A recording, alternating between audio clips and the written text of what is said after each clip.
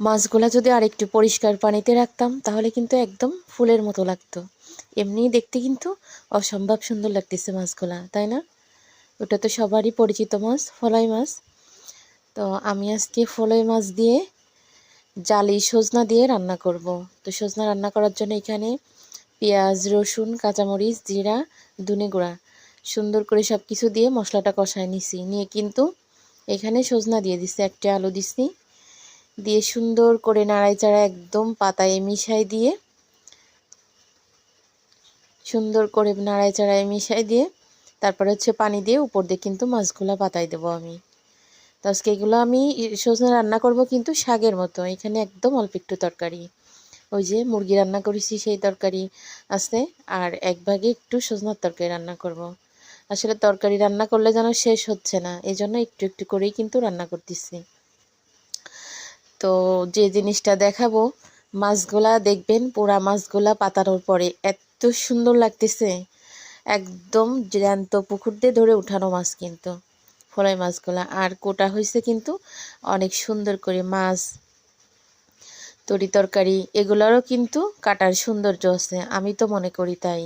শুধু যে রান্নার সৌন্দর্য থাকবে, স্বাদ থাকবে তা তো না। সবজি তারপরে হচ্ছে মাছ এগুলোরও কিন্তু কোটা কাটার সৌন্দর্য আছে, আমি তো মনে করি। মাছগুলা কুটে দিয়ে গেছে কে জানেন? আমার ননদ, চাস্ত ননদ। ওদের পুকুর থেকে মারা হয়েছে, ওরাই কেটে দিয়ে গেছে, মানে দিচ্ছে আমার ছেলেকে। তো কেটে ধুয়ে একদম পরিষ্কার করে তারপরে দিয়ে গেছে। দেখেন তো অনেক সুন্দর লাগতেছে, তাই না? আমি রান্না করতেছি আর কিন্তু মাছগুলা দেখে ভাবতেছি যে অনেক সুন্দর করে কাটছে। আসলে আমিও কিন্তু মাছ কাটা, গোশ কাটা এগুলো কিন্তু আমার পছন্দ মতো না কাটলে অন্য কেউ কাটলে কিন্তু পছন্দ হয় না। কিন্তু আমার ননদের মাছ কাটাটা কিন্তু অনেক সুন্দর হয়েছে। আসলে ভালোবাসা, আন্তরিকতা, মিল মহব্বত থাকলে কিন্তু সব কিছুই ভালো লাগে। ভালো জিনিসও ভালো লাগে, খারাপ জিনিসও ভালো লাগে। আর যে জিনিস ভালো লাগে না, হাজার ভালো করে দিলেও কিন্তু সে জিনিস ভালো লাগে না।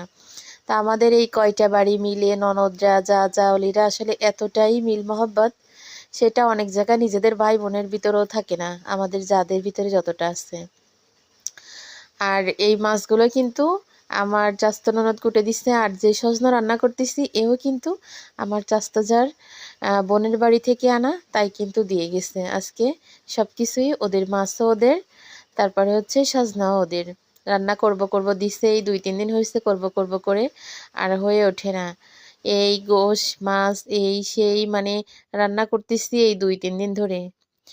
বুধবারে হচ্ছে শুক্রবারে না, মঙ্গলবারে